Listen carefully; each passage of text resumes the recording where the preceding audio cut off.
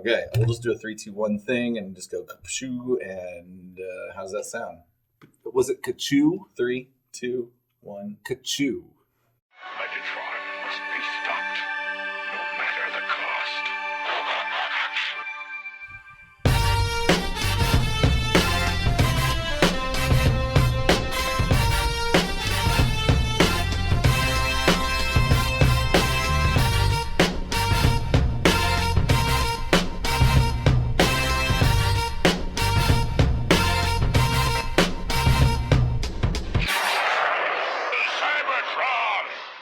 Hello, ladies and gentlemen, and welcome to this special bonus episode of the Autopod Decepticast.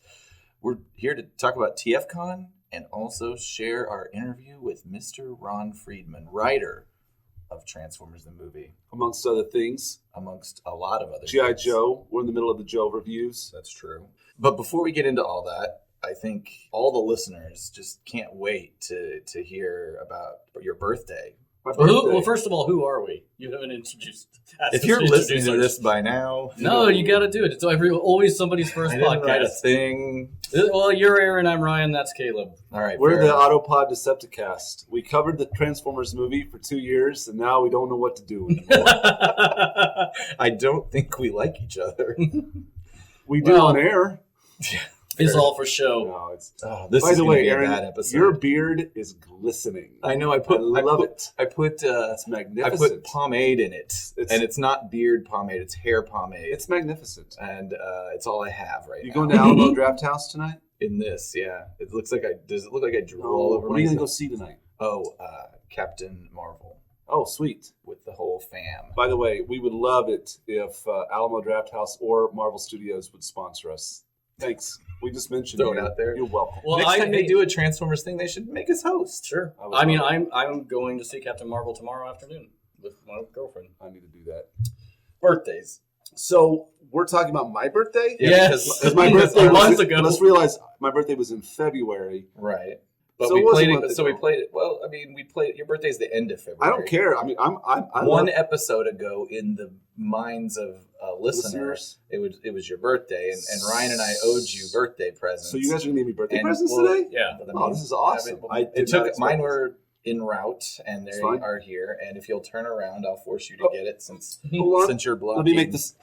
Mine is the pink one next to it. Oh. No, that's not that one. Move Oh. that out of the way. That's Oh, mine. oh, It's good. that's- damn it. I had to move a really nice gift out on the way to get a. No, not that. No, yeah, not that. I wouldn't call that a gift, but that is. This is a Transformers Siege War for Cybertron trilogy Shockwave. That's right. Ooh, Happy birthday. thank you. It's got all kinds of ancillary. His like, shoulders are so big. So can you briefly tell me?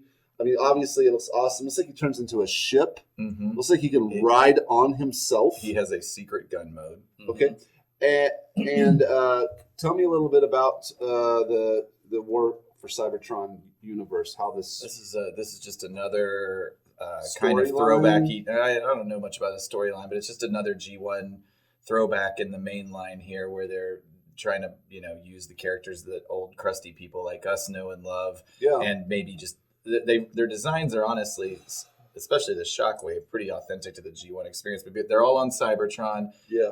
And there's like there's like battle damage and paint and stuff. Like, Yeah, it's cool. Yep. A lot of detail. dirt There's and muck. strange little watermarks on the packaging. If you show them the light, there's like a Decepticon symbol there. Oh wow. It says, I thought it said 90210, but it actually says 92LG. I don't know. But anyway, there's a lot to look at here. This is great. It'll be fun to flip around on your desk. You're gonna have to post some Yep. Twitter Deskbot pics. Deskbot. I will. So now Ryan can present his present, Thank you which very will much, be Aaron. art This is better awesome. than mine. I Ryan, don't think so. Really? You don't think? Well, I don't know. I'll be Yours the is judge legit. of that. It's the pink polka dot wrapping Oh. paper.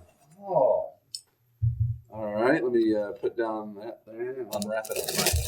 Yeah. Oh. People love ASMR, baby.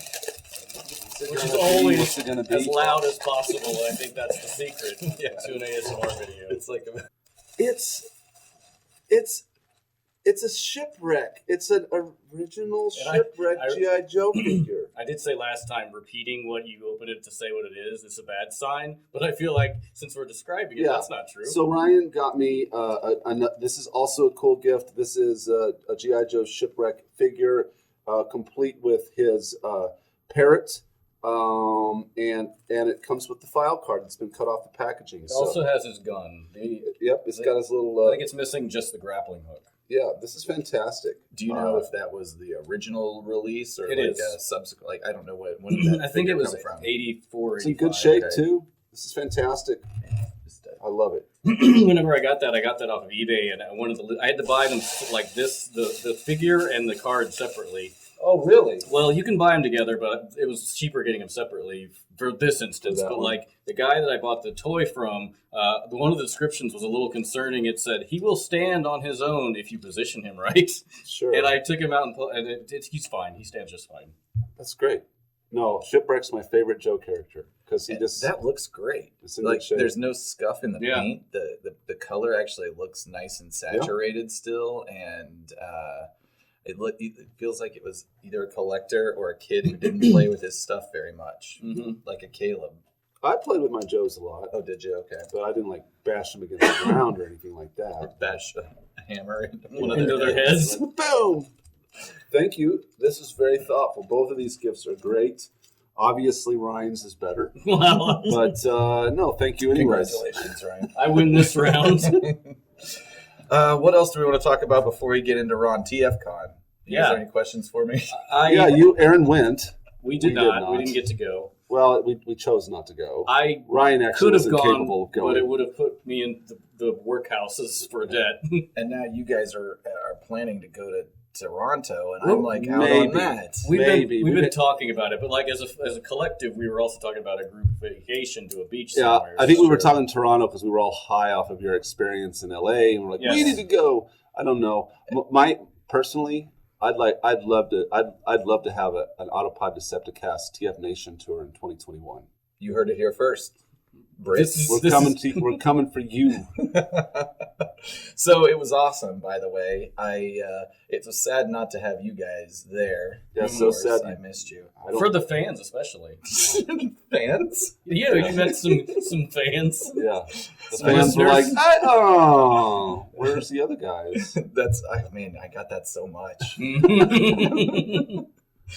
No, it was awesome. I'm looking at the schedule here to just try and remember what I saw there, and I think I didn't really get in on anything until this Five Faces of Darkness with On Flint Friday Dilley. night. So Friday night I show up and I was solo. No, Mike hadn't shown up yet. Mike Seibert was there. So you were already wasted by that point. Well, I was drinking,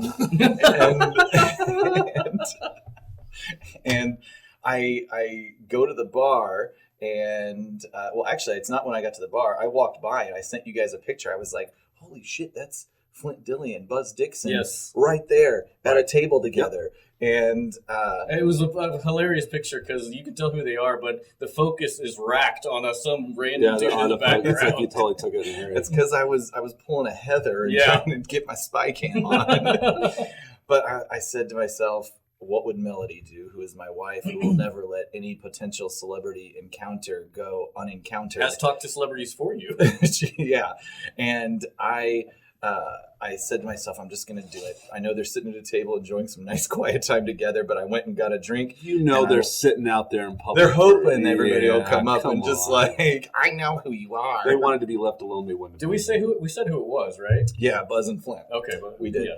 And I got myself a drinky, and then I sat there for a second, and then I just walked on over to their table. Which They were super nice. I came up to them. I said, I know who you guys are. And I know what you did. And then I pulled out my pistol.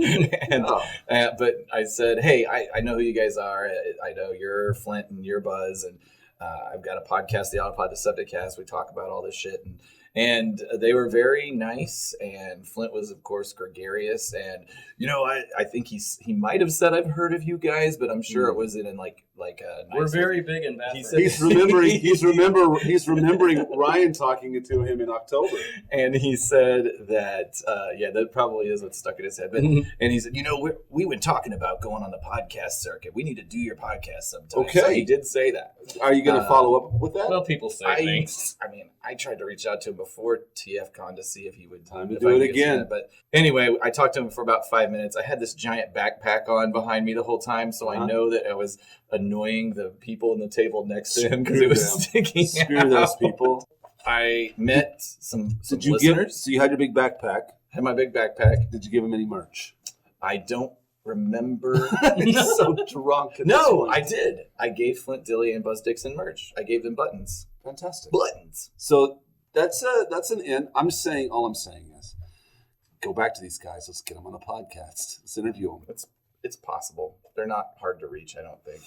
Yeah, that was pretty cool. Then I went in and saw the Five Faces of Darkness screening, and I don't think I watched the whole thing. I think I watched about half, and it was interesting.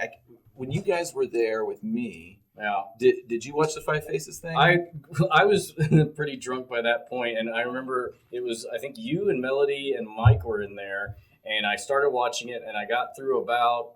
Well, he paused about every 10 seconds, and so it was about an hour, and we still hadn't gotten out of the opening credits. Right. And I was pretty drunk and starting to nod off, and so I dipped out, and Mike was like, "Is Ryan okay?" And Melody's like, "Oh yeah, he just does that."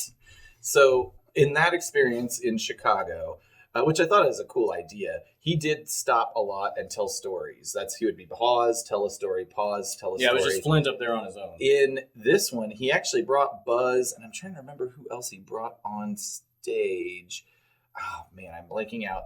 But they brought on stage, and it was kind of, I think he was hoping to have more banter between them. But what actually happened was that fans just took it upon themselves to ask questions while the movie is playing. Weird. So he wasn't doing a pause thing. The movie's just playing in the background. Fans are yelling out like questions, some good, some inane, and he's answering them. That's bizarre. And they ended up started to turn down the volume so that they could, and that's just what that just became what the panel was. All It was right. fine. I'm cool with that because people could probably recite it from. Well, it's more about him being there anyway. What do you want to watch? Watch it with Flint I Dilly? guess if he's not talking himself, I guess that's what you would do. Right. Yeah, absolutely. So for me, Saturday, I got up late, as you might imagine. I got up about the time Mike got in, and we walked the floor. I'm trying to see. I went to the costume contest. That was the one thing I was really hoping to see because we were out in LA. Those are awesome. And I knew that there was going to be the baller cosplay.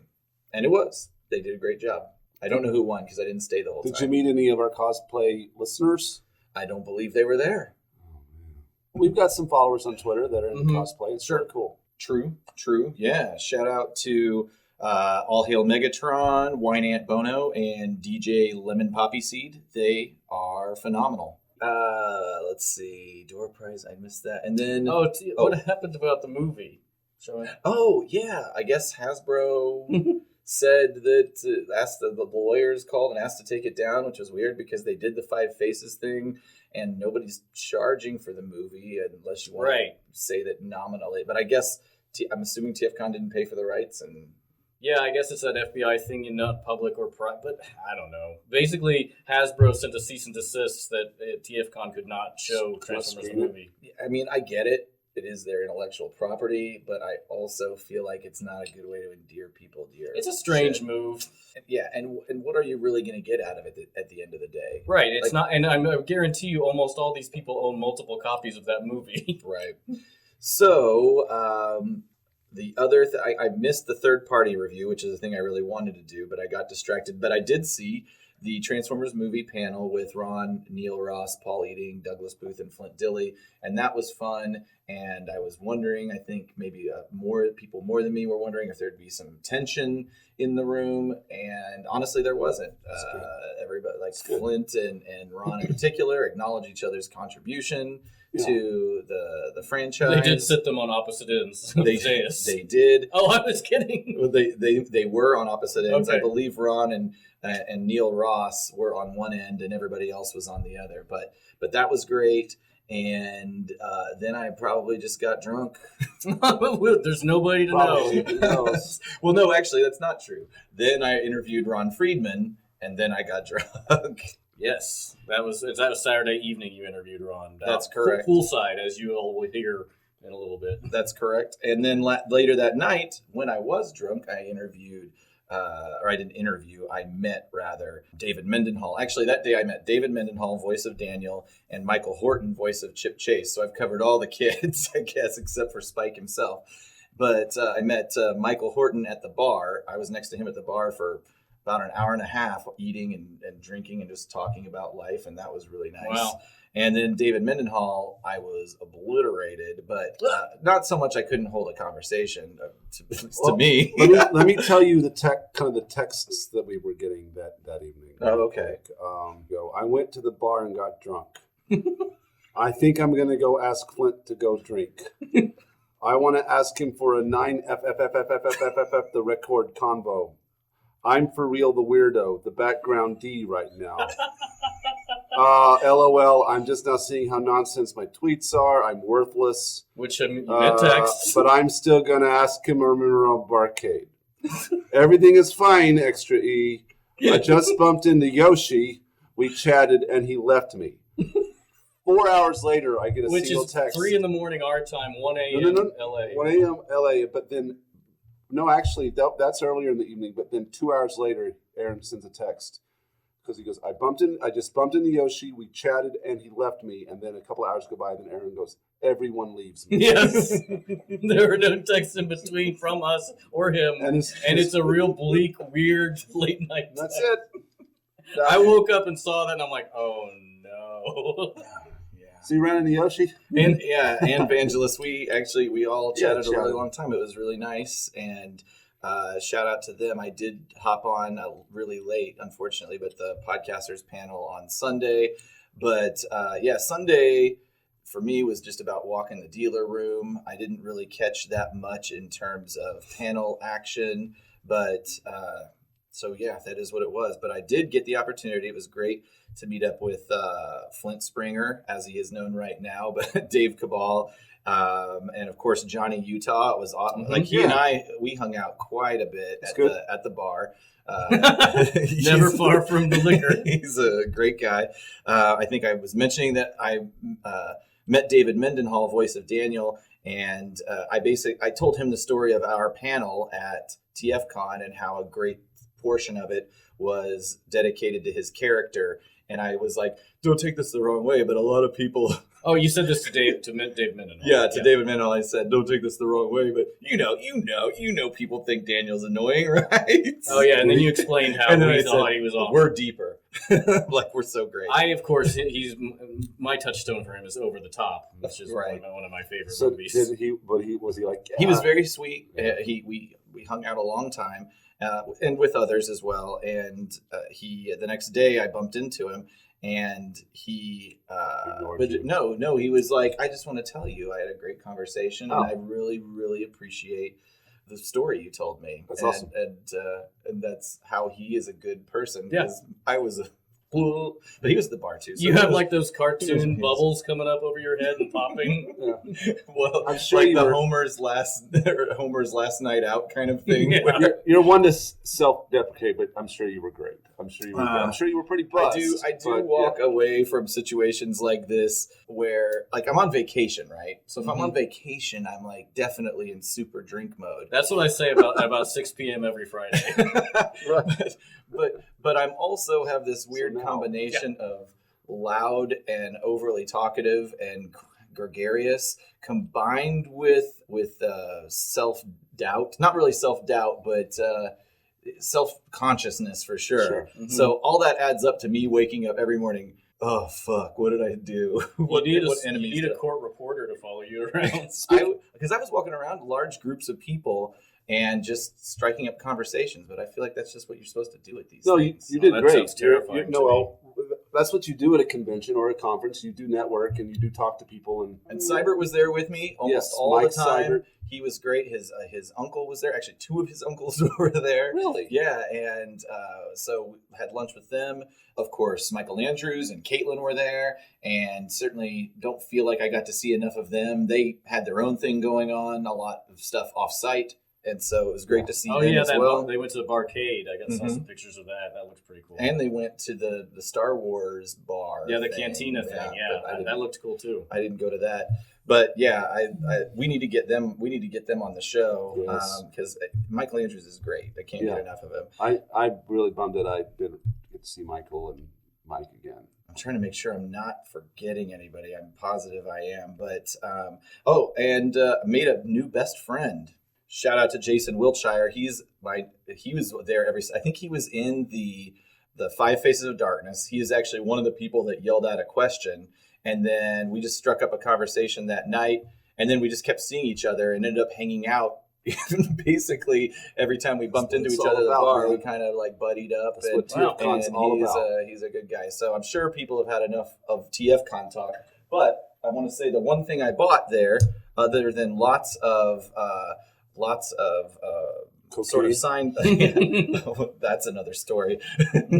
Was this little Legends class Megatron by Iron Factory, and he's pretty baller. Yeah, look at that. I also got.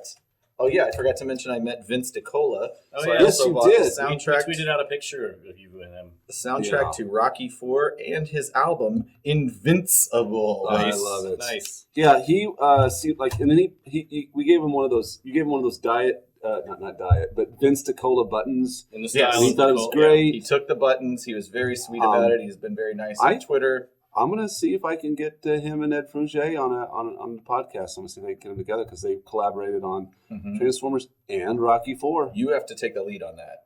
Oh, okay, sure, yes. I mean, you're the music guy. Yes, absolutely. He's a what? He's a what? He's a music man. Okay. So now I'll present to you, gentlemen. I had to pay for one of these. One of them was given to me for free. I'd like you to read the inscription. All right. So everyone, those of you who've been listening, we've been trying to get the I Killed Optimus Prime manuscript for a long time, but finally Ron did put out the book, so I have the book here in my hand. Aaron just handed it to me. He said he had the manuscript if we wanted it. He said he couldn't get it all printed out before he left. I decided against it. And I said, is there anything in the manuscript that would make it better than the book for any reason? And he said, no, the book's better. Yeah. And so I called you. You said you didn't care. And so now you have a book in your hand. And all right, so there's an inscription inside. Okay. I know, before I open this, I know you on the interview, you tell them that I'm threatening violence. I would rather, just for the record, I'm not threatening violence on anyone. Of course you weren't. So that was a joke. The joke was in our text exchange. I kept saying that. Yeah. And you kept saying, no, don't say that. So the joke was, it was really just a wink from me to you of saying it's not really a joke. It's you just antagonizing me. No, I think he knew I wasn't going to drown him in the pool. No, it wouldn't be me. It wouldn't be you. He's afraid of me now. Everything's fine. Okay, let me open. Read the goddamn inscription. Okay. To Caleb, a man whose biblical name is befitting for one with godlike appreciation for fine literature. Modestly, Ron Friedman. Mm-hmm. Good Lord. Yeah, my name is Hebrew. It means obedient servant or faithful dog. And, excellent. Ron Friedman, being of Jewish heritage, recognized that. Wow, that is quite a thing. He spent time with it. Did he really? He was the slowest autographer at the whole damn thing, but it's worth it. Yeah. Well, I got fantastic. Aaron handed me a copy as well, which is inscribed, and then I got another little treat. It says, to Ryan, the unindicted co-conspirator with Aaron, Mike, and Caleb, all exquisite patrons of fine art. Modestly, Ron Friedman. I love his inscription. I love what he writes. And since we're at it, I'll just read mine. To Aaron, a man of infinite and immaculate good taste in the literary products of a genius who shall remain nameless, Ron Friedman. He didn't say humbly in mine. Modestly. He didn't say modestly. But I sent a PDF of the first page of our script, Transformers movie by Ron Friedman, and Aaron was good enough to get that signed as well. It said, I tweeted it out earlier this week, Said, to Ryan, I loved seeing this iconic page in my lifetime. Thanks for your appreciation of my efforts and half-assed immortality. Ron Friedman. It's really cool. Well, awesome. I guess with that, there's no better way to just cut from this banter and go right into the Ron Friedman interview. So thank you, first of all, to Mike Seibert, who met me out there. He agreed to help. My vision for it was that he and I would be co-conspirators in the interview.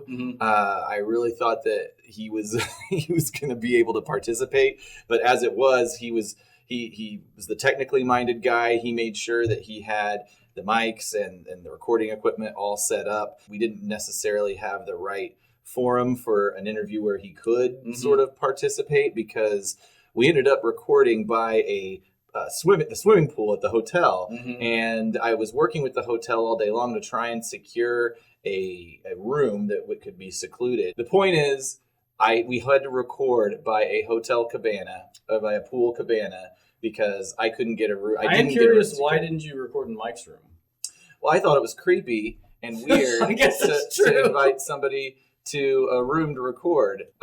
Although Ron Friedman did invite us to his room, I said to him, I'm assuming you'd be more comfortable not in your room. We've got a nice little pool cabana, and voila. So that's where we recorded. We finished recording. I look at my texts, and there's a text from the hotel saying, we've got a room for you, and they were going to give it to me. But anyway, so I guess I present the Ron Friedman interview. Here we go. All right, let it rock. Welcome to the Autopod Decepticast. This is your host, Aaron, and this week we're going to take a little break from the norm. I am here at Tfcon Los Angeles with Mike Seibert, and with a little for an excellent sort of circumstantial situation.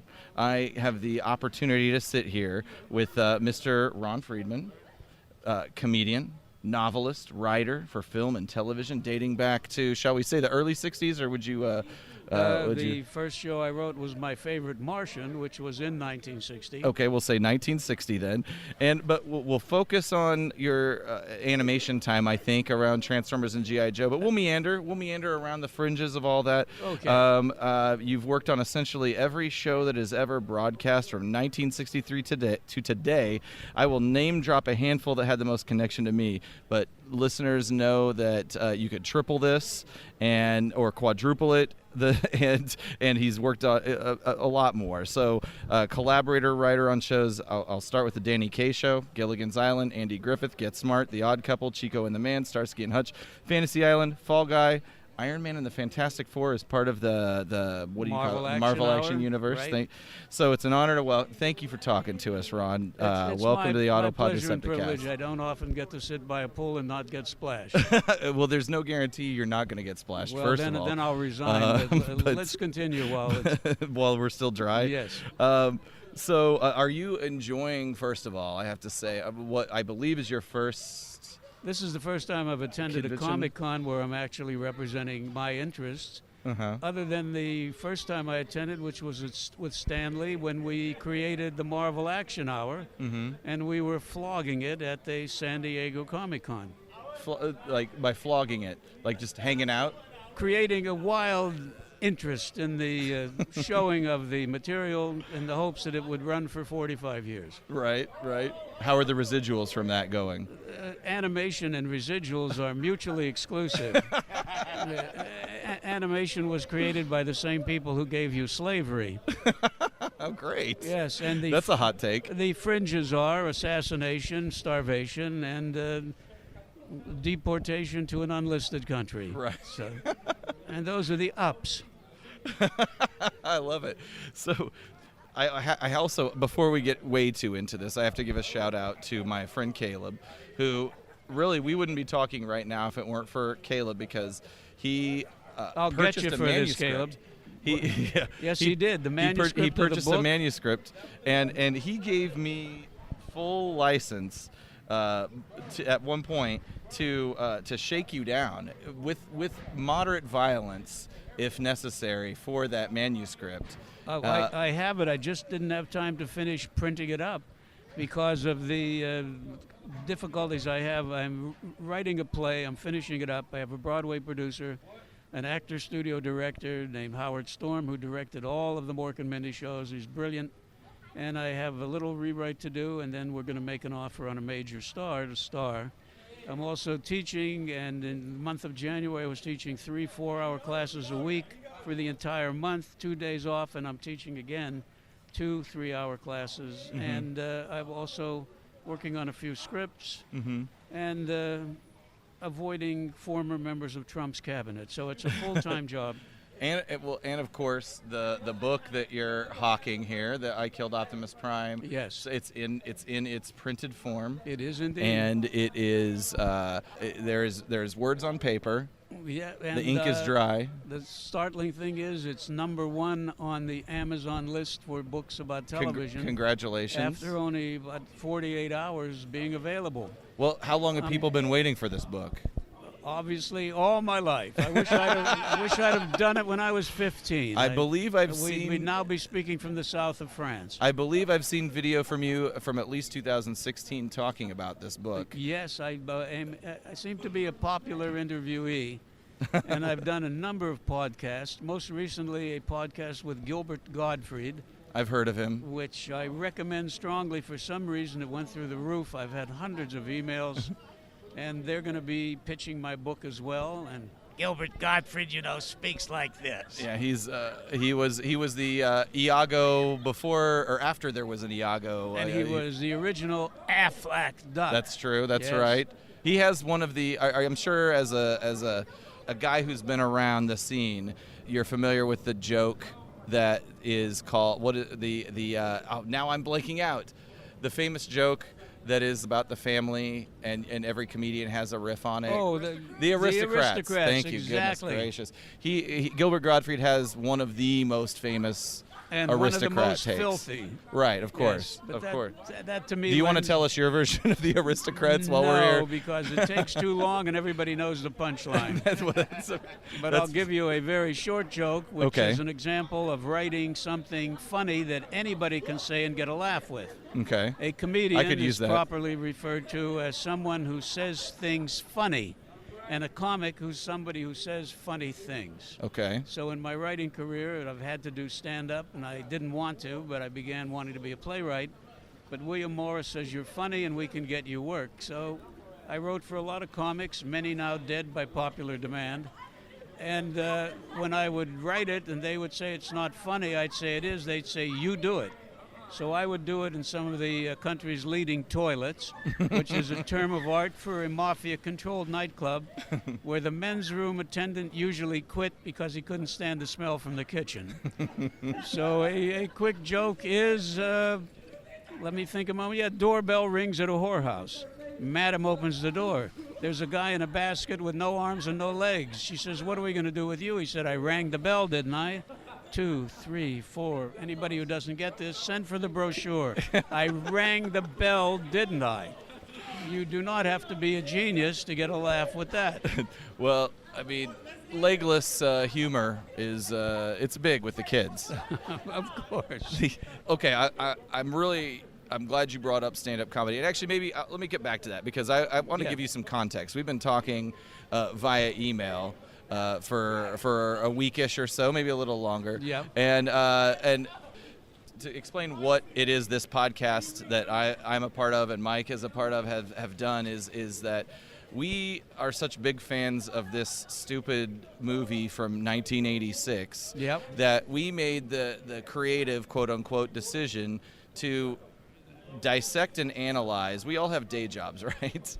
And we have better things we could be doing. Do any of them involve dry food? Or well, actually, mine involve wet food, but that's neither here nor there. We'll get back to that later. But what we've done over the past couple of years is dissected 1986 Transformers the movie minute by minute. So essentially, we will spend an hour or so, give or take, talking about one single minute of screen time. We started at the very beginning and took it through to the very end, and now we're talking about G.I. Joe and other things. We love the movie so much, and as friends, the three of us that have worked on it, you know, it was an excuse for us to get together, and we figured that our our charisma and banter and general good looks would be enough to actually make it a good thing to do and people to listen to it. And people have listened to it and they do like it. And so that's why it is a privilege for you to be here. Yes, your name's on the goddamn screen. So yes, it is. And so that's the context of where we're coming from. I just wanted to kind of give you that full picture because it's special. That movie is very special to us, and I know that you probably have. I mean, maybe you've known longer than you would own up to, but obviously there's a culture here that there is. It's amazing to be part of somebody's obsession. Yeah. Without being a drug dealer, so it's fascinating to me. But I understand it absolutely because I too was a fan of many comic books, many animated shows, many novels, and so on. And I understand the affection for something that engages your imagination and also stimulates your desire to be creative in your thinking. That's terrific. Also, to me, it guarantees a positive, fair-minded outlook on the world and one that welcomes the idea of science as a potential giver of joy and improver of mankind. And I'm all about the idea that when we're young, those of us who are sensitive and intelligent are often abused. We often recognize injustice when we see it done to others. We resent the fact that we're unable to do anything about it. But it becomes part of our growing experience that part of our transformation, and we all transform, part of our transformation is toward the arc of justice and making something worthwhile happen. And change for the change positive. For the better and for the positive. So I think the growth in science and the ability of a general audience now to recognize science as something magnificent has to do with science fiction, has to do with Transformers, has to do with the Marvel Universe. So I recognize that I was like this as a kid, and part of the thrill I had with the assignment of G.I. Joe and Transformers was that I'm going to be contributing to this literature, which is inspirational. Did you probably, there's no way you could have had a clue at that time as a seasoned, you'd been writing shows for 30 years at that point, but did you have any sense that there was something iconic that was being created or being, no, that was going to create this? I always gave my absolute best effort to every assignment I had. And when I was writing something that was shit, it was the best possible quality of shit imaginable. I take pride in giving my all, and also when I feel that something is worthwhile, I give it that extra push. There's no reason to do something if you're not going to try, even if it's something you're not necessarily passionate about. Yeah, do it well or move on. That's exactly right. I have an obligation to do that. When I was an architect, I did the same thing, and I was an architect for 11 years before I elected to become a writer. And when I announced to my wife I was going to become a writer, she says, "I'm taking the children. Let me know if you ever make a living again." And in my first year as a writer in New York, I made roughly 10 times what I'd ever made in my best year as an architect. Is that right? Absolutely. Okay. Well, I'm glad you brought this up because you either studied under or studied with Frank Lloyd Wright. I was invited to Taliesin West one summer because his chief draftsman saw a competition that I'd won and said, "Would you come?" And of course I went. And it was you don't say no to Frank. Well, we weren't on first name basis. Okay. And he actually hit me with his cane. "What is this? Something is amiss?" Nothing's amiss. He's telling me that we've been on 15 minutes. Okay. Just letting you know where you're at. Oh, okay. All right. I don't know how much time I have with you, but well, let's go until I say, I need to take a shit. Enough. Yeah. Okay, let's continue with Frank Lloyd Wright then, please. Well, it was interesting. His chief draftsman was Wesley Peters, who invited me, later to become distinguished by marrying Joseph Stalin's daughter. So at the time, I thought, what a great father-in-law. Did you ever have dinner together? No, he's busy starving Ukraine to death. But call tomorrow. He may be finished with that. Anyway, it was fascinating. It was cult-like and bizarre. And my fond memory was being met at the bus stop by a guy dressed in Renaissance brocade on a day in which it was 114 degrees, and Gila monsters were vomiting. Mm-hmm. And I asked, why are you dressed for the funeral of Dante? And he said, well, the maestro likes a bit of Boccherini on a Sunday afternoon. And he drove me out to Taliesin West. And here are a bunch of people sweltering in the sun, dressed in Renaissance brocade and silks and pantaloons. Anyway, it's a memory best left. Best left detailed. Earth. Best left Yes. detailed right now. Please continue. I'm kind of let's feeling get on. feelings. Let's get on Transformers because that is your. Well, it is. That is your it area is. of interest. It is, but the thing is, your career is storied and great. So I don't want to leave too much on the side, but I also know that we could talk all day about non-Transformers things. So I'm hoping this is fun. Yes. I've developed a game that I would love to play with you for a moment, if you would permit me. And Yes. the name of this game is called Ron Script or Bullshit. And Okay. basically, it's going to help us cover a lot of time. So what I'm going to do is, if you'll permit me, I'm a little nervous to ask you. No, you can't be nervous because I wrote this so long ago. Okay. I believe I wrote it in Aramaic. So, well, this it won't be centric to Transformers. This is centric to other shows. Please. So I'm going to provide the title of an episode of television. Okay. You tell me if it's a script you worked on or if it's something I just made up right now. I will certainly know. And okay, well, let's kick this off. Okay. Here we go. Is this for the Cadillac or the lethal What I'm going to injections? give you, I've got 1, 2, 3, 4, 5, 6, 7. I've got 7. You get 5 out of 7. I'm going to give you a poster and some Autobot Decepticast buttons. Oh my I'm going to God. give you some garbage that you can put in a box and forget about. Are I'm you ready? Go ahead, Monty. Door number Okay, 4. here we go. I get your nanny. You get my goat. Is that a Ron script or Yes. bullshit? No, I wrote that. You wrote that? What was that from? I'm trying to remember whether it was I'll from tell you it's the from Ghost Bewitched. and this Bewitched. Yes, I wrote a number of Bewitched, and I also created the practical joking warlock character of Uncle Arthur for Paul Lynde. Yes. And I love Paul because he was instant funny. Okay.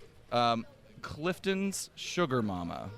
Is that Ron script or bullshit? Winston Sugarman. Clifton's Sugar Mama. Oh, yeah, I did that for That's My Mama. That's right. Clifton Davis. Ding, ding, ding. Okay, Yeah. all right. So far, you're doing really well. Anything you can recollect from that show, That's My Mama? Yeah, I really enjoyed doing it. I liked Clifton. I liked, what was her first, Teresa Merritt. And I also liked Joker, I can't remember his last name, who was a brilliant musician. They were really, really lovely people. How about this one? Okay, The Girls of Hollywood High. Was that BJ and the Bear? Well, that's correct. Okay, Ron script. That is so you're doing a great job. That is BJ and the Bear. It's only my life, and I haven't looked at it lately. So That's please this continue. is a memory game. Yeah. I'm really trying to test you here. Okay. Yeah. The Grim Reaper wears a Teflon coat. Ron script or bullshit? I do vaguely remember that. I'm trying to remember what the episode was. Was that?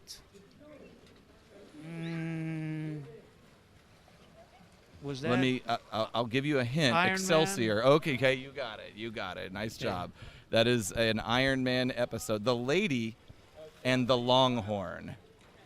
That was in Love American Style, I think. I mean, here's the thing. I'm going to give you the point because it is one of your scripts, but it's from Fantasy Island. Oh yeah. Well, I did The 54 Lady and the Fantasy Well, Islands. I'm trying to test you Yeah, here. well. I'm not trying to make it easy. 54 Heinz had 57, and they were all pickles. So this is a little different. So I think you've already technically won this prize, but I want to continue. Danny and the Mob.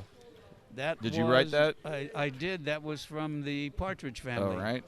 Psychic Schmeikic. Schmeikic. Okay. Yes, I did that, and let's see, was that Gilligan's Island? I'm going to tell you that it was an Oscar and Felix. Oh, of course, that was The Odd Couple. That's right. One of my favorite shows. This is the very last one. So far, you've gotten every single one right. I'm hoping that you get this right. The episode is called The Ghost of the Iconic Moment. Bullshit or Ron script? The Ghost of the Iconic Moment? Yes. That doesn't ring a bell. All right. Well, you're I can't trick you. That is not a show that you wrote. That's something I made up. So I'm relieved. I was really trying to. Well, it's not nice to mess with people's memories, but I did it, and I guess I have to move on with life and be happy with it. Yes. So okay, you've done a lot of stand-up, variety, half-hour, comedy, drama, TV.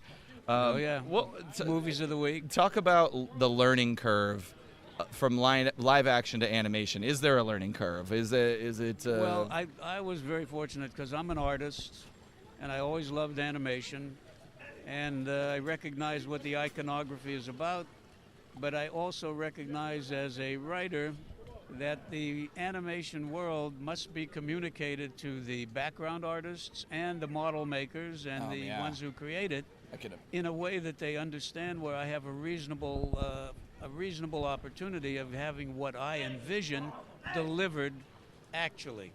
So very often I would draw what I had in mind, or I would be able to describe it so the background artists or the animators or the model makers got pretty much what I had in mind.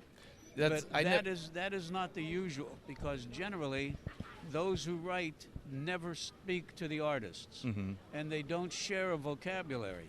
So one of the things I've done when I teach animation is I get animators and artists in and compel the student writer to deal with the animator or the model maker, so that they learn to find some common way of expression in which they both can derive satisfaction. It becomes more collaborative across functions. Exactly, but here's the deal. We are prisoners of prose. We grow up listening to stories. If we're lucky, somebody we care about reads it to us, but generally someone will read to us when we're small. And I will give you an example of the magic of being read to. An evil king of great wealth has a beautiful daughter who comes of age, and he sends a proclamation out to all kingdoms within reach and those beyond galaxies to send the princeling of their choice to see if he can win the hand of the princess. Do you see what I mean? And the answer is, you see nothing. I've described nothing. But you don't care because you're a prisoner of prose, and you have created sufficient imagery just listening to satisfy your necessity I'm in the place of hearing the story and knowing the story. That doesn't work if you're writing a screenplay. You must specify and exactly what it is you want the audience to see on that screen. More than that, what it is they need to understand when they see what you present to them. Because really, writing a film script, animation or live, is a process of visually educating the reader and ultimately the viewer to be able to follow the sequence of events and use what they have been taught in successive scenes so that they can process what's coming next. Well, it's almost a logistical instruction guide as much as it is. When you're writing a novel, you are creating imagery, and you can allow for the reader to come along with it. But in a screenwriting, you have to give explicit instruction, I'm assuming. You are making a what is called a production drawing or a working drawing. It's the equivalent of a conductor of a symphony can look at a symphony, hear all the instruments, and as he or she is reading it, say, the piccolo comes in too early in bar 331. It's the same as an architect or engineer looking at a working drawing and say, you can't put a door there, this beam is too deep, there's no headroom. The same for those who read a script with knowledge. They hear the sound effects, they hear the dialogue, they hear the music, they acknowledge the special effects, and it is all orchestrated in such a way that the reader can process and see the movie. Right. That's the secret of doing it correctly. I think that as a person, as you were a draftsman, architect, that is probably an innovation into itself into screenwriting, into thinking that, thinking about that holistic way of trying to connect the dots of people's jobs to bring it to life. But also, as an artist myself and a sculptor, I understand the medium, I understand the process. I'll give you an example of the inability of the most specialists in different fields, the difficulty of having them communicate. When the Challenger fell apart in midair, NASA issued a contest for a lot of money for someone who could devise a device that would digitize an image immediately and be able to do that at 9 separate locations, so that those who made products that were involved in the construction of the rocket could sign off before launch, so that if there were a defect, those who had signed off would be identified immediately. And held accountable. With the Challenger explosion, it took many months before they determined that the cause of the disaster was O-rings. an O-ring, which is a gasket.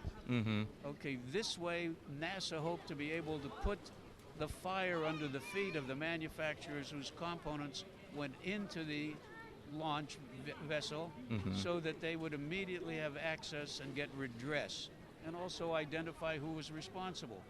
Well, an engineer named Chuck Stone, with 2 kids from, I think it was Cal State Northridge or UC San Diego, he invented a camera and an Amiga platform, which was a primitive computer, to immediately grab and digitize an image, and able through the internet to send that image anywhere simultaneously, and also to capture a signature and digitize it at any remote location. So he won. His lawyer was a guy I played tennis with. I said, I want to put him together with a great animator, Bill Melendez, who was my good friend and did Peanuts from day one, and did Garfield from day one, and probably won more Reubens and Emmys than any living person. And I said, I want to put them together and see if we can use this grabbing of the image with an animator and animate something rapidly. Basically, you could scale animation at a faster rate, I'm thinking. Absolutely. I'm guessing is where you you're grab going with an this. image, Okay. you can just tickle it, and then Right. grab the next one, and immediately you're animating. In less than 4 hours, we animated Peanuts. We animated 2 Peanut strips where Snoopy runs up and down the road. We changed the color. We put sound on it in less than 4 hours. This was unheard of. Normally that would take several days to do all the original storyboard, then do the in-betweens, and then film it, and then on a pencil test, and then finalize it and do the color and so on. Right. So I said, You could chopped out a lot of middle people. we have and- achieved the new era. Unfortunately, the animator hated the engineer, and the engineer hated the animator. And they couldn't talk to each other, and I could not be an intermediary. So you couldn't facilitate the innovation. No, but it was the right move. Right. Well, so I'm glad we're transitioning to animation. I want to, but like before we go into Transformers, I do want to talk about a little thing, 1985 CBS special called The Romance of Betty Boop. Oh yeah, one of my favorite jobs. You also have a voiceover on that one. I did a number you of have voices. an acting credit on that one. Yeah. You're actually your voiceover you're credited as ethnic voices. And also, I was the parrot. And the parrot. Did the Yeah. parrot have an ethnic voice? No, I watched it. It's on YouTube. But he did a Franklin Delano Roosevelt impression. Oh, okay, gotcha. Losing both your jobs. We have nothing to fear but fear itself, and losing both your job. What gave the entertainment world, or you, or the producers of that program,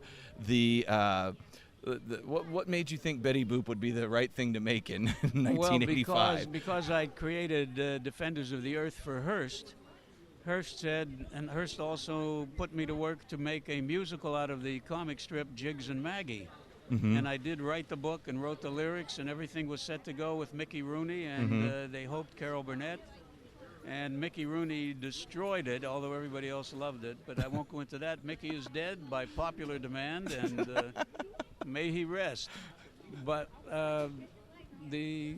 where was I? I'm backing up. Yes. We're talking about Betty Boop. Hearst had Betty Boop, which they felt was a potential wonderful character, But the fact was, there was no Betty Boop. There was no character. There were no Betty Boop cartoons other than pornography. And Betty Boop was a big star in 20s and 30s pornography.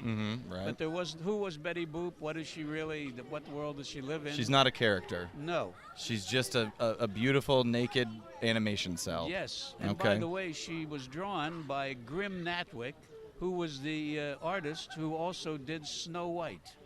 And I met Grim Natwick when he was in his 90s. Bill Melendez introduced me, and he had the ability to draw a young girl's arms and legs so they looked voluptuous and they could be animated brilliantly. And that was Betty Boop.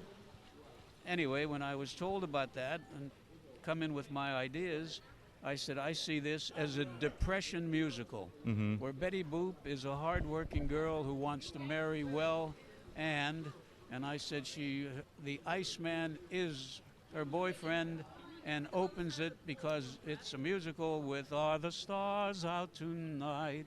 I don't know if it's cloudy or bright, 'cause I only have eyes for you, Betty." And it was ice, not eyes. Right. Anyway, I watched it. They said, let's do that. And so I wrote it and had a great collaboration with Desiree Goyette, who did the music. She was terrific, and she was the voice of Betty Boop. And I love Bill Melendez, who was a great friend of mine, and Lee Mendelson, who produced it.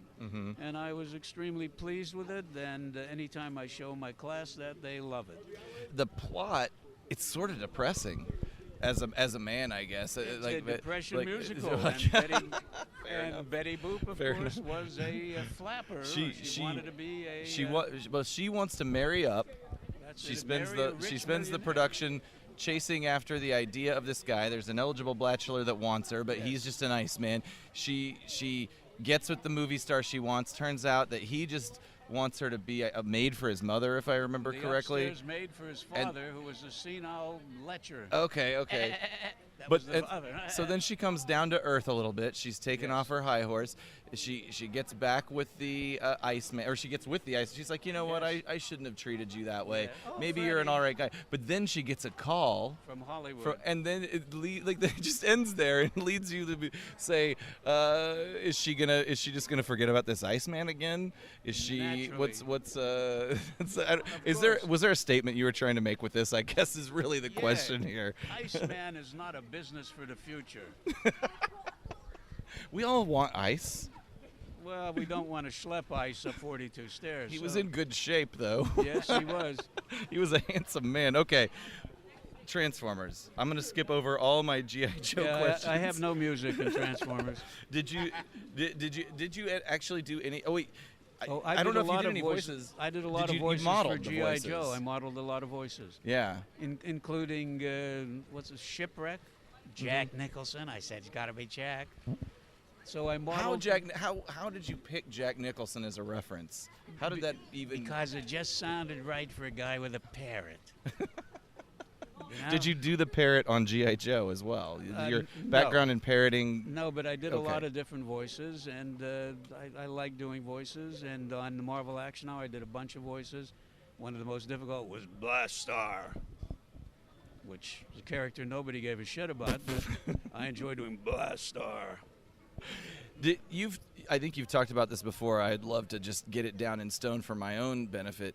You have very distinct philosophies on writing for kids, and I think that comes from experience you've had in working with kids from a psychological aspect. Yes, I will tell you a very interesting story about the psychological aspect of working with kids. When I was still in architectural school, what the hell do you call this guy? Geez, I suddenly can't remember the post. A very important academic post, second only to the dean, the provost. We'll call it the vice dean. Okay, we'll go provost. All right. The provost was a guy named Elliot Dunlap Smith, from a Yale family, very distinguished New England family of scholars and businessmen. And I took a course with him, and he said, "I have an opportunity for you. I think you have the ability to profit from it." And I'm in architectural school, but I'm taking a lot of courses in different things. That was part of the Carnegie Plan, where you were encouraged to take courses outside of your discipline. Anyway, he said, this is a consortium of toy manufacturers that are using our Department of Psychology in our School of Business Administration, then called Industrial Administration. It was the first university to give a degree in what is now the MBA. Mm-hmm.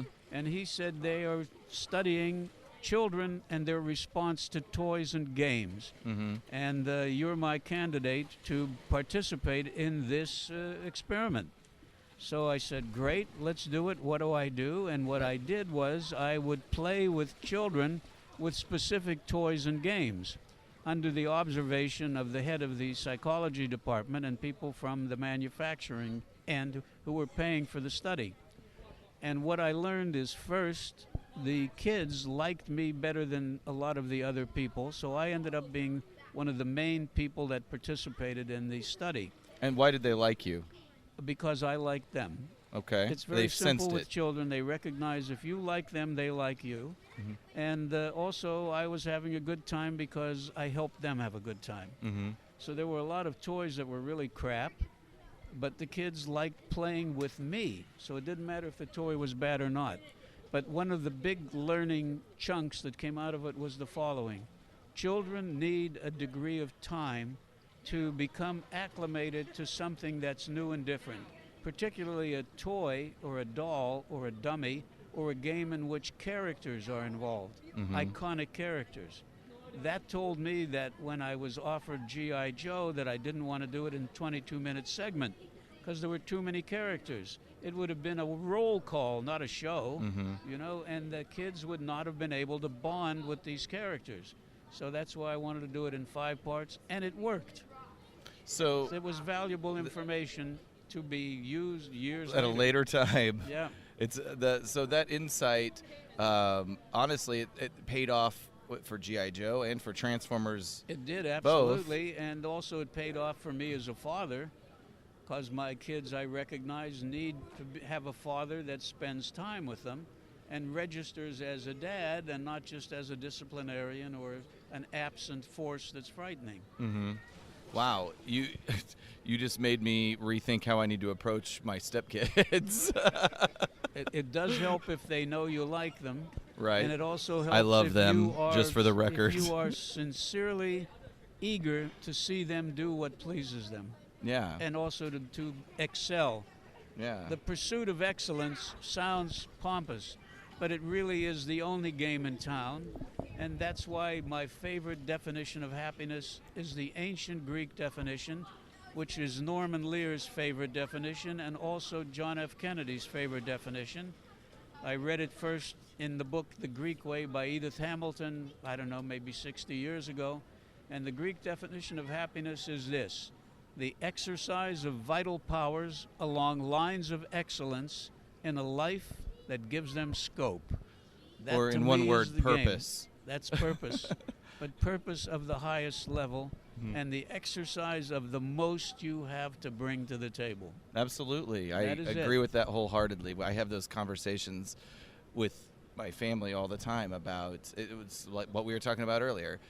Do something as well as you can. Always. Or move on to something else and do Exactly. it as well as you can. Yep. And don't be a person that ever settles for less than what you really think you can put into Exactly. it. And, Exactly. and that's where happiness lies. That's That is where true. success lies. That is and success that, as a human being. And that is and it's one of the most important things in life. It's It really is. just accepting responsibility, creating responsibility for yourself. Being not that we're trying to turn this into Dr. Phil or something. No, Dr. Phil wouldn't get this far. He would just get into masturbation and money immediately. Well, that's coming up next here. But one moment, Oh, Ron. we're down to the M's, huh? Okay. So, let's take this to Transformers. This is a concept that you have referred to as Transformers looked like garbage cans fucking, is a quote The of yours. first time I saw it, that was my immediate thought. Garbage cans fucking. And then the next thought was, what interesting garbage cans. Have you written? Is there an X-rated script of garbage cans fucking out there in the world that maybe is penned by you and under several piles of books? Under no circumstances. And the reason is this: I take the responsibility for providing what I call accessible visual literature very seriously. and I want to be responsible about what I put in the minds of children. In my book, I go to great lengths to describe how, as a kid, I remember seeing Fu Manchu and thinking the yellow peril. Does that mean that all Asians are evil? And then the Japanazis, which was in a comic book, Superman, and I thought, well, wait a minute, the Japanese part is yellow, and yellow is evil, like Fu Manchu, and yet the Chinese are our allies, and they're yellow, and yet the Nazis are white, but not all Germans were considered bad. How is it that there could be Nazis, but not all Germans are evil, but there couldn't be good Japanese if the Japanese were our enemy? Mm-hmm. So I was determined not to lend any credence, any leverage, any handhold for bigots to leap onto something that I'd created or suggested. And I feel strongly about that, and I feel a lot of the confusion about what equality really means and about how color blindness is our obligation. I'll give you my example, and I always tell it to my students. Each of us is a serial killer and the Pope. Each of us is Rembrandt or Mozart or Bonnie and Clyde.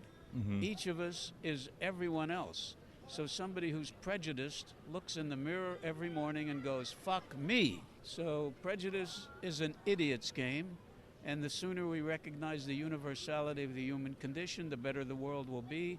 And I've always tried to deliver that in a non-preachy way. I feel like, for certainly, that morality around diversity, or just philosophically diversity, is a Joe and Transformers topic. I mean, you've got I characters try to make that it are, that way. even with robots, where there's not really a skin color, but you can tell there are cultural Yes. references, And the cultural the dialect. the casting you have of the voices, you have of course, kids was who part of are disabled. Yes. You have and they. I mean, and the '80s was kind of a time of that, of trying to frame Yes, to issues of racism and just multiculturalism, diversity in general, and, Right. and create a society that was more accepting. Well, we need to be accepting, because none of us are here long enough to make a significant difference unless we're evil as hell or brilliant as hell. Mm-hmm. Most of us are in neither of those extremes. So our obligation is to leave behind us people who remember us with love and affection. And the only way that happens is to treat all that you meet with love and affection. That's And the readiness to forgive and ask for fairness. from interviews that I've read of yours. A lot of great stories. Von Meter, Pat McCormick, Jonathan Winters, Jack Klugman. Yep. Do you have any crazy stories about hijinks, writer's room, that kind of thing, regarding the animation side of the work that you've done, whether Transformers, G.I. Joe, otherwise? Well, I would love to hear anything I of never that. was in a writer's room in animation. I always worked alone. I just met the producer and then wrote it. Mm-hmm. And what happened subsequently is there'd be a little bit of rewriting, but nothing substantial. So I was always very pleased with what I wrote. G.I. Joe particularly, I don't think there were any changes that I didn't write myself. And in the Transformers, the movie, the changes were few. But this is what happens in the process. An actor doesn't deliver, you got to change something. The animator could not visualize what you had in mind, so something changes. It's a collaborative medium, as is all of show business, which is why I've had the same acceptance speech ready for years. As I hold my Tony or my Oscar, I say, nobody wins one of these alone. I wanted to, but the assholes wouldn't let me. Describe your role then as it comes to, particularly, we'll focus on Transformers. I know that it seems as though you were involved in every single episode to one degree or another. What is the hierarchy, and where were you in the hierarchy? What function were you performing for that series? Well, in Transformers, I was given the first 60-some episodes to rewrite, so as to create the characters that had a sense of humor, also to differentiate them in dialogue, which I did particularly with Megatron and Starscream, so as to create a kind of Shakespearean treachery, nest of vipers, and also to give some sense of humor whenever possible, so that it didn't feel grim and made Grimlock, look like everybody else, only with worse English. So in doing that, I familiarized myself with Transformers, and also had a sense of how I would proceed with the movie the minute they said, "Would you do a feature film?" I'll try and, since we are a Transformers the Movie podcast, I'll try and we'll keep it centric to that. And your first draft, first of all, or at least what I believe is your first draft, is amazing. I don't know, do you own, who owns the rights to that? I don't know if you can even recall I know any differences between the early drafts and what are on screen. Well, the first draft, Tom Griffin said, "You made the bad guys too interesting. I want you to do something again."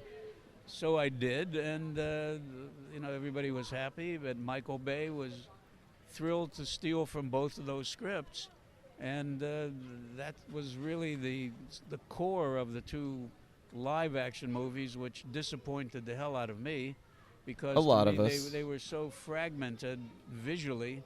You had too many cameras going at all times, and if there was anything like a chase, you didn't know who the fuck was chasing whom, or which way. Are they good? Are they bad? Do I care? Exactly. I'll give you an example of geography in writing a script. Visualize the following: a desert with a cactus standing in the middle. There's a sound at the right of the screen of horses' hoofs beating and gunfire, and going past the cactus is a stagecoach where the driver is leaning over whipping the horses, and the guy riding the gunshot seat is firing back madly. They go off camera. You're looking at that cactus. Then here comes Indians. They're coming after, and the cactus is your visual reference that lets you know who is chasing whom. When you don't have a cactus and you have a lot of noise and you have cameras placed everywhere, you don't know if the Indians are fucking the horses or the people in the stagecoach are fleeing to Israel during high tide in the Red Sea. There's no way to determine direction, and with an inability to determine direction, you get the fragmentary you need context of what is it all about and why should I care. So anyway, it's easy to bitch about what somebody else did with what you liked. Hey, that's you know what, there's about 1,000 people here that do that every day that are doing that every day and they all want to make choices and participate in those choices. Yep. Did you I'm really trying to bring it down to the end here, but I've got so much. So one thing I am curious about that I think hasn't been covered in other interviews you've done. Did you work much? Did you know who Fluoro Derry was? He was an illustrator. I think he did a lot of the character models for the G1 no. and did a lot of character models for. I didn't know if there was any working relationship between you and some of in fact, the illustrators and designers. No, I was prevented from dealing directly with the animators, the model makers, and so on, which I regretted. I was asked my opinion of the drawings they sent me, and I always gave my opinion. And sometimes I was listened to, and particularly in terms of vehicles and also in terms of strange spaces like inside of Unicron, I made a contribution verbally, but only when I was producing the Marvel Action Hour was I really almost the acting art director. Right. And in Betty Boop, I was asked all about it because I actually designed the backgrounds for Betty Boop.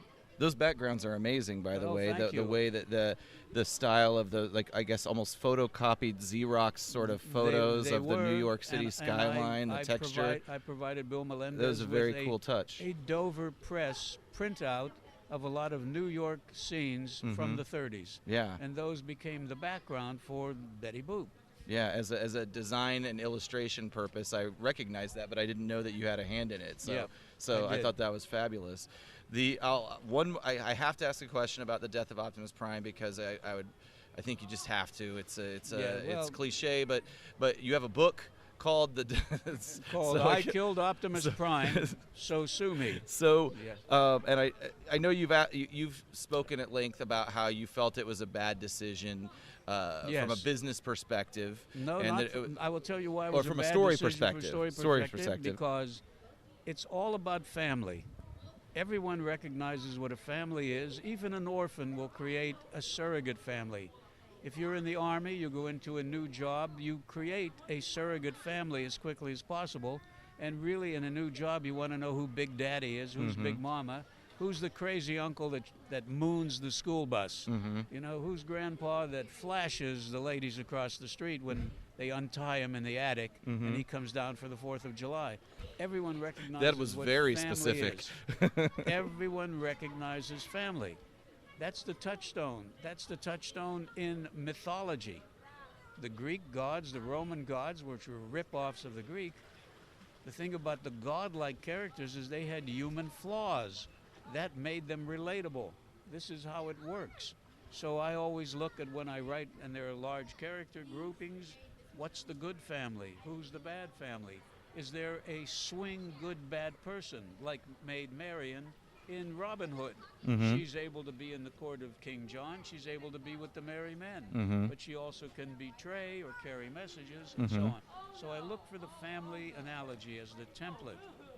And in using that, I've always been able to create coherent groupings where people, audiences can relate because they recognize the familial qualities of certain characters. So taking an Optimus Prime is disruptive. It's like a divorce or a death. Or worse, he's Big Daddy.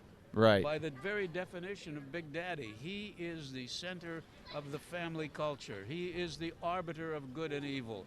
He is the one that sets the standard, the admirable standard that any family member loves to live up to and will die trying to live up to.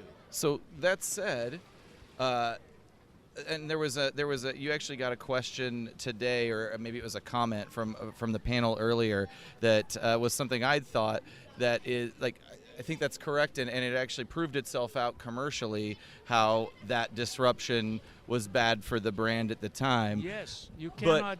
But over the long family. term, Yes. there's something about that became so, because it was so disruptive, I guess, or because it was so iconic, for lack of a better word, it almost became a good thing for the brand, or in that because people remember it, it became the seed of something that made it bigger. If you look at Downton Abbey, the moment when the young man, the young lord, finally marries the poor woman and they're happy and they have a baby, I'm watching and I know he's going to be dead before the intermission. Right. And he was. That I understand. But I also understand that the universe of animation is one that is more demanding of continuity. And that when you're going to disrupt, you had better disrupt by creating a disruptive force that is not in the family. Right. There was less purpose. Yeah. It wasn't as purposeful of a disruption. No, really. I mean, death does occur in families, but this was death in warfare, which is a whole other matter to deal with. Anyway, all I can say is I'm glad I did it, and I'm glad I showed up, and I think I'll do it again because I've had a tremendous reception. Good. Yes. Well, I will. Thank you very much. This is a professional. This is a professional here. You're our sponsor, Ron. Yes. Let's. We'll wrap it up. Where can people buy the book? On Amazon. I understand it's a hot seller. Well, I was startled to find out that it became #1 in books on television in all of Amazon in less than 48 hours. And the name of that book Is I Killed Optimus Prime, So Sue Me. And the insights that people will glean from this book, I'm sure stories about that you have about Transformers in particular, but it's also, I'm gonna guess, and I'm gonna buy it, by the way, a lesson in screenwriting as well, or maybe just writing. Would you say? Yes, it does. I don't want to put words in your mouth. It does teach about writing because I think this is an opportunity for those that are interested to recognize the truth of what I say, which is if you wish to do it, if you want to do it, you probably can if you follow through. Because I was a dreamer all my life, and I've made my dreams come true by daring to pursue them. So I believe that what you wish to learn, you can learn if your heart is in the work. You have to manifest it in your head to make it a reality. I believe in that absolutely, but I believe that's how our brains work. If you can visualize something, you're well on your way to making it happen, making it real. I've done this all my life. I've visualized what I hope to achieve. I've visualized what my agenda is and made my agenda in every meeting and everything that I've done. And it usually works because most people with no agenda are at the mercy of anybody with any agenda. Mm-hmm. And my agenda is to be excellent in whatever I do and to pursue it until they have to shovel something over my head. I'll close it out. I could go on forever. I really could, and maybe we'll have the benefit of meeting up again someday, and That I can would ask be some great. of these others. Are there any other projects or that you're working on? And I would love to. And I would also you've talked about being a sculptor. I think you're also a painter. Yes. Is that available for consumption by the public, or Yeah, is that well, something you keep in your basement? I've been thinking of putting them on the website. My wife and I are both painters. We've had shows, we've sold, and I have hundreds of drawings, hundreds of paintings. So does my wife. And I think a lot of people would love to see that if it's well, available. we have to just photograph them and put them on my website, which we will do. I'm just building my website. Mm-hmm. But I also have a play right now, which is based on a factual book called The Secrets They Kept by Suzanne Handler. And the title of the play is now Love Her More. I have a wonderful Broadway producer, Donald Lowes, and a brilliant actor studio director, Howard Storm, who's well known for having directed all the Mork and Mindy's. And I'm very, very proud of that. And we're going to be making an offer to a major Broadway star, international star, No, shortly. you're not going to name names, I or are you don't. saying just in the pantheon, it's going to be a big star? Oh, no, this is definitely a big star and Okay. a Broadway and West End London star. Okay. So I'm very Well, hopeful I'm going that to start this will be doing my a math to triangulate who this smash. is. Well, I'll be happy to tell you once a contract is signed. But That- I don't want to jinx it. And is your website up now? It is up. And What is it? I actually forget what the name of it is. If you but tell it me runs- later, we will put it out I there will- in the I world. will email that to you. I'm sure it will be along the lines of ronfriedman.com, Okay, but we don't know. My next book is going to be 25 years of emails between Stanley and me. I like this. Stan always wanted me to do that, and now I will. And then I have another book that's almost finished called How to Write for Pictures That Move, Talk, Sing, and Dance, and Blow Up Cleveland. It's a book on learning how to screenwrite. I also am working on a feature film called The Black Black Watch Right. for Kevin Hart and I hope Liam Neeson. And the story is, which I mention in my book, that a young black man who's part of a cult adopted like a Fagin family to be criminals is a lookout on a robbery of a mafia bank in an Italian restaurant in Santa Monica. Also in Santa Monica is a former Kilty piper who, when he gets loaded, which is almost every night, will get his bagpipes and walk up and down Ocean Avenue playing the bagpipes. So this kid who's a lookout for the robbery hears the bagpipes, doesn't know what the hell it is, goes over to find out, just as the police, who have been paid by the mafia to protect their bank, show up. So the black kid runs with the bagpipes, the Kilty piper passes out, and in the morning he tracks down the kid to get his bagpipes back, at which time the criminals come to kill them, and so does the crooked cops. So they have to run for it, and the last scene are the Highland Games, where the lead pipers are Kevin Hart and Liam Neeson.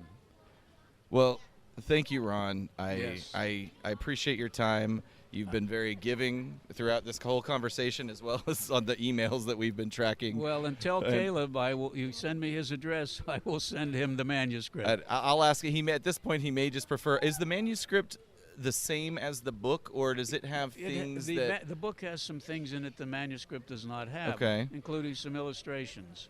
Okay. So We were going back and forth. We thought it'd be nice to have a manuscript, since I'm going to purchase a book, to have a manuscript and a book. But if the manuscript, in your view, isn't special, then I might No. just get him a book. Okay. What do you think? Whatever he would like. Because I can finish printing up the manuscript, Okay. or I can send him the book, or give you your book and his book. Sure, here, we'll figure that out tomorrow. Okay. If you just say so, I think you've shouted out Caleb. Ryan is the other host. Would you mind to say hello to Ryan? Hello, Ryan.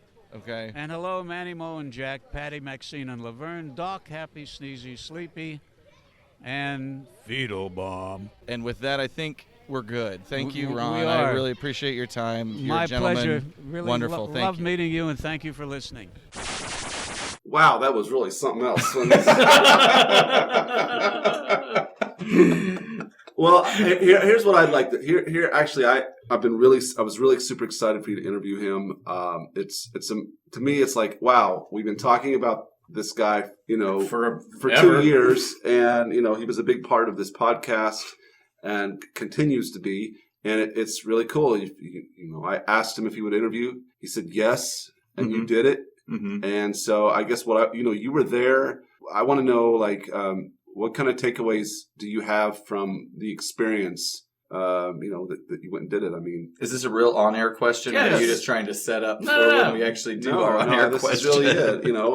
I think it was amazing. I wish I could have been there, and I'm really glad that you and Mike were. This is the first time you've really interviewed somebody like that, and just overall, what do you want to say about that experience? Well, I probably overly prepared, which is okay. I don't think there's anything ever wrong with being overly prepared, but I was really paranoid about it. But he was a very when I say paranoid, I mean I wanted to be cool with him. You know what I mean? I wanted him to know that I respected his work, but he wasn't really like that.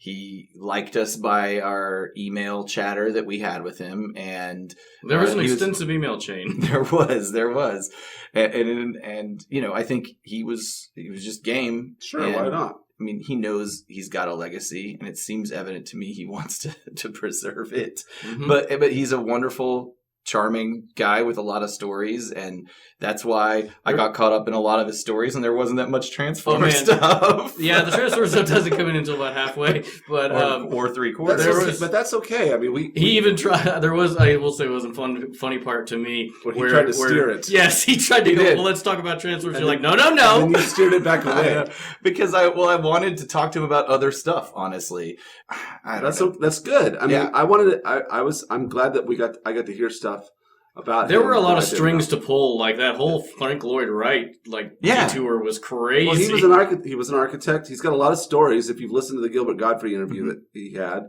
he has a lot of stories, and it's fun to kind of go on the ride with him. Right. He just offhandedly mentioned that Frank Lloyd Wright hit him with his cane, and I'm like, what is that story? Well, Frank Lloyd Wright had he. Oh, you know. He had a yes. Okay. Yeah, he had a cane, and what Ron's mentioning is his kind of his estate or his school that Frank Lloyd Wright had. Yeah, but he said he hit him with the cane. Why? I don't know. So you don't know? Well, I would. I just know I know he had a cane. He was a stubborn. Frank Lloyd Wright was a stubborn man. Like one of the houses he built. There's a story where the people that bought the house obviously had a lot of money, and they moved into his house, this house that he built. And the story goes that they called Frank Lloyd Wright and said, "Your house, the roof is leaking, and it's pouring water onto my desk." And Frank Lloyd Wright's reply is, "Oh, move the desk." Yeah, but a roof really shouldn't leak at all. No matter what's under it. But that's part of we all know that. The story is... I guess it's just a weird response, because that... Frank Lloyd Wright took... I think it's all just saying Frank Lloyd Wright is cantankerous, he was egotistical. Yeah. And I mean, I don't know anything about Frank Lloyd Wright other than the work that he produced, because I have books of it, but I'd never read a biography or anything. So sounds like he was an old dick, and it sounds sure does.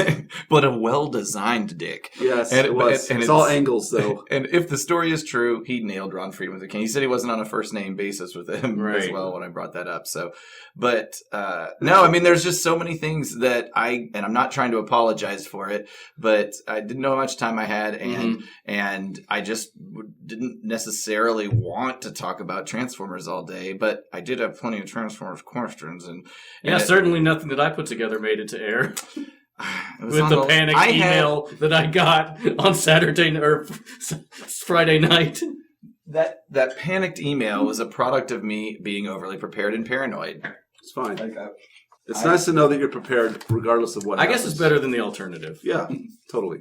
3. It's like you have them there. Like when I play music, I have my charts with me. I don't necessarily look at them when I play, but I feel much better if I know they're there. I do that with pretty much any traveling or any, like, if I'm going... I tend to do the same thing, like prepare pretty well, like know everything that's going to be happening. You don't travel. What are you talking about? He went to New York solo. I go all the time. I go places all the time. I work for a travel company. That's true, you do. So I have 11 pages of questions here. You know, that's the way it works sometimes. I think you did great. Well, thank you guys. I appreciate it. I'm really, really proud of you. And you said that he enjoyed the game that you played with him. Yeah, that was He awesome. did say that. Yeah, the next day is when I collected all of our stuff that we have here. And he was, he put his hand on my shoulder. I really enjoyed the game. And then that made me feel good. Nice. If nothing else, he puts his hand on your shoulder and goes, I really enjoyed the game and the interview. Thanks a lot, Alvin. He is very good with names. I did not have to re-prompt him on any of your names. He's sharp as a tack. He knew. Well, I've got a biblical name, so you know. Of course, you've got that. My name is Hebrew too. So is mine. What? We've all got these Hebrew names. Mine means little king. Really? So you're my mongrel dog. Yes, I am. What's your name mean, I've Aaron? been told that it means like the speaker. I think it means man with glistening beard. And that's because apparently Moses' brother or Moses had a stutter and Aaron had to speak for him. That's might be some false Hebrew legend I'm spouting here. He should have had him sing Like the King's Speech. Yes. Never mind. I haven't seen the King's Speech. I haven't either. I just know about that. Okay. All right. Well, this was a good episode. I think it was a great episode and a great interview, and I hope you guys enjoyed it. Yeah, we will. We're back next week. Joe review.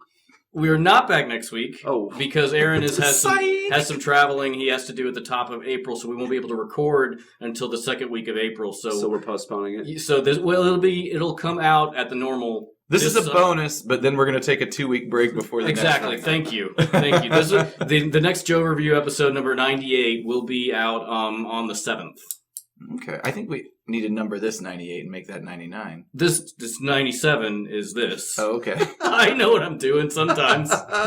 Logistics. Our listeners love them. What are we going to do with that one honey, baby? You got to do something special for that. I know. I was thinking about that too. We should we did for the 50th. Yeah. Where we talked about it and did nothing. Yeah. Well, yeah. I mean, it's going to probably be as much work. It's probably going to get the same results as my Joe activity is. Oh yeah, where are we? Oh, I started doing that. Plug that real quick. Yeah, and I have an idea for one. Yeah. We have a contest we put out there. It's joecustoms.com.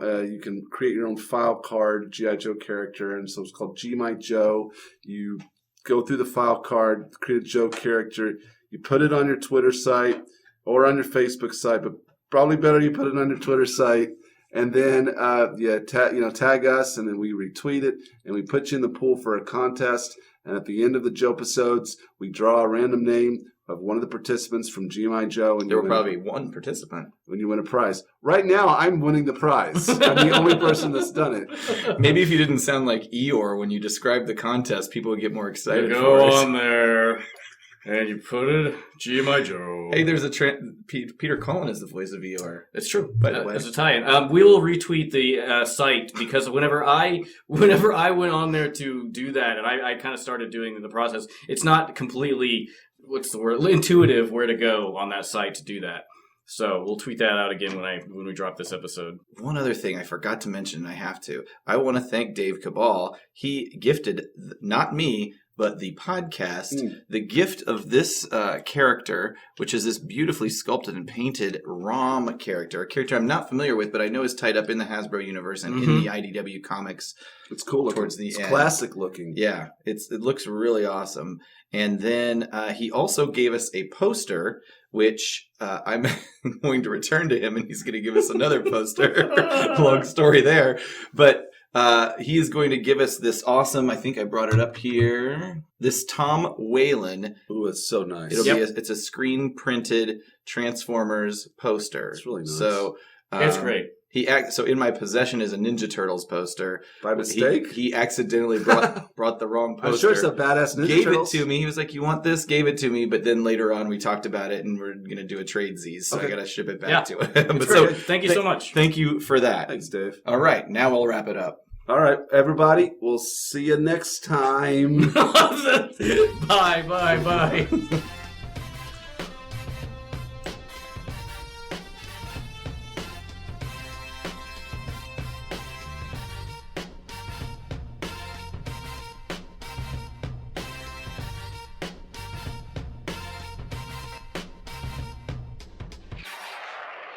Cybertron! Blow cells, where we sell good.